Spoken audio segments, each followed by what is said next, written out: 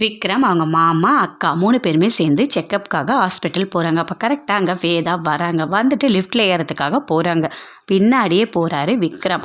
போனவனே சொல்கிறாரு, நான் எதுக்கு ஹாஸ்பிட்டலுக்கு அக்காவை கூட்டிகிட்டு வந்தேன்னு உனக்கு தெரியுமா அப்படின்னு சொல்லிட்டு. அவங்க கன்சீவாக இருக்காங்க அப்படின்னு சொல்லிட்டு விக்ரம் சொல்கிறாரு. அதை கேட்டோடனே வேதா பயங்கரமாக சந்தோஷப்படுறாங்க. அப்படியா, சரி ரிசல்ட் வந்தால் என்கிட்ட காட்டுங்க, ஒரு வாட்டி நான் செக் பண்ணுறேன், நான் அவங்கள விஷ் பண்ணேன்னு சொல்லுங்கள் அப்படின்னு சொல்லிட்டு வேதா சொல்கிறாங்க. அப்போ விக்ரம் சாரின்னு சொல்கிறார். எதுக்கு சாரி சொல்கிறீங்க அப்படின்னு வேதா கேட்குறாங்க.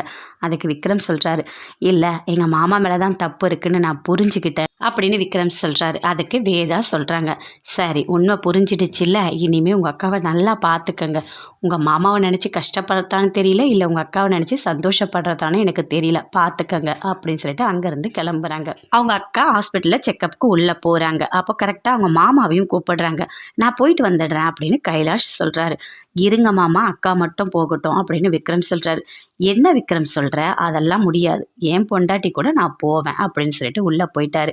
பயங்கரமாக கோவம் வருது. இவர்கிட்ட உண்மையை கேட்கலான்னு பார்த்தா எப்போ பார்த்தாலும் அக்கா பின்னாடியே சுற்றிட்டு இருக்காரு அப்படின்னு சொல்லிட்டு விக்ரம்க்கு பயங்கரமாக கோவம் வருது. அப்போ கரெக்டாக வசந்த் ஃபோன் பண்ணுறாரு. அட்டன் பண்ணி பேசுகிறாரு விக்ரம். என்ன உங்கள் மாமா கிட்ட எல்லா உண்மையும் கேட்டியா அப்படின்னு கேட்குறாரு.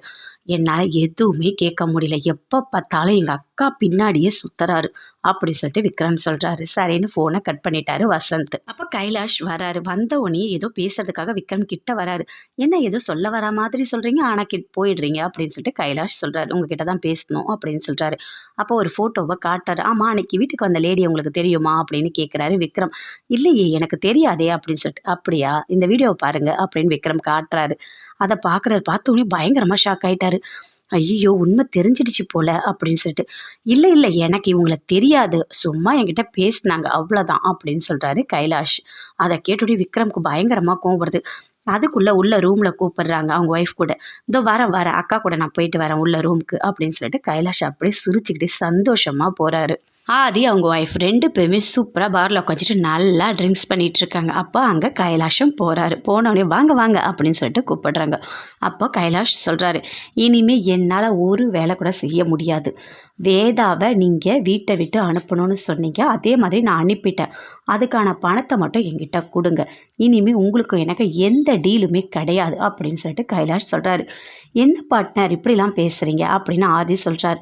ஆமாம், நான் சொல்கிறது கரெக்டு தானே அப்படின்னு சொல்லிட்டு கைலாஷ் சொல்கிறார். நடந்த எல்லா உண்மையுமே விக்ரமுக்கு தெரிஞ்சிடுச்சு. நான் எவ்வளவோ மறைக்க முயற்சி பண்ணேன், ஆனால் அந்த லேடிக்கிட்ட நான் பேசின வீடியோவை எடுத்தாச்சு. அதனால் இனிமேல் என்னால் எதுவுமே பண்ண முடியாது. இனிமேல் என்னோட குடும்பம் என்னோட குழந்தைன்னு நான் வாழணும் அப்படின்னு கைலாஷ் சொல்கிறாரு. என்னது உங்கள் குடும்பமா, உங்கள் வீடா அப்படின்னு சொல்லிட்டு ரொம்ப நக்கலாக பேசுகிறாங்க ஆதியோட ஒய்ஃபு. அதை கேட்டோடனே பயங்கரமாக கோவம் வருது. என்ன ரொம்ப திமிராக ஓவராக நக்கலாக பேசிகிட்டு இருக்கீங்க அப்படின்னு சொல்லிட்டு கையில் இருக்க பாட்டில் எடுத்து அப்படியே அடிக்க போகிறாரு ஆதியோட ஒய்ஃபை. அப்படியே ஆதி தடுக்கிறாரு. ஆமாம், பின்ன எனக்கு கோவம் வராது, அவ்வளோதான். நீங்கள் 2 பேரும் எதுக்கு சும்மா என்னை கிண்டல் பண்ணிகிட்டே இருக்கீங்க? உங்களுக்கு யார் அந்த ஒரு ரைட்ஸை கொடுத்தா? இனிமேல் என்கிட்ட யாருமே வரக்கூடாது.